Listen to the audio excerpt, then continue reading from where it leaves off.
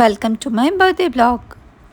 প্রথমে শুরু হলো মিডনাইট সেলিব্রেশন দিয়ে, যদিও ছেলে পড়ে গেছিলো তাই খুব কিছু হলো না।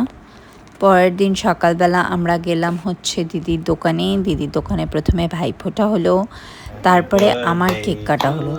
এই কেক কাটার সময় আমি ফোনা দিয়ে কেক কেটে ফেললাম। আর রেফারেন্সে দিই, আগের দিন রাতের যে কেকটা কাটা হয়েছিল সেটাতে আমি কিছু করার আগেই প্রথমে ফু দিয়ে সব নিভে দিচ্ছিলাম।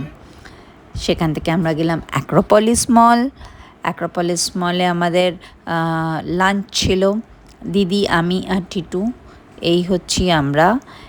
এইখানে এটা হচ্ছে ব্রাদার সিস্টার লাভ, ছবি তোলা হচ্ছে, ফটো সেশন চলছে। কি দেখছে ওপরে কে জানে। ফটো সেশন কন্টিনিউ হচ্ছে।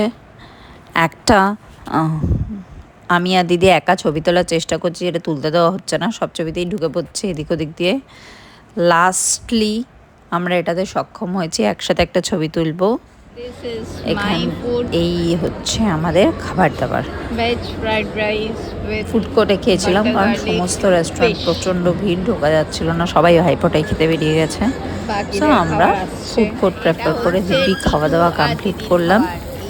সেখান থেকে বেরিয়ে দিদি আমাকে একটা গিফট কিনে দিল।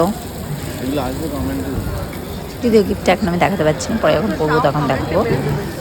আর সেখান থেকেই খাওয়া দাওয়া শেষ। সেখান থেকে আমরা লেক কালীবাড়িতে গিয়ে মাকে প্রণাম করলাম, পুজো দিলাম, দিয়ে আমাদের বার্থডে সেলিব্রেশন শেষ হলো।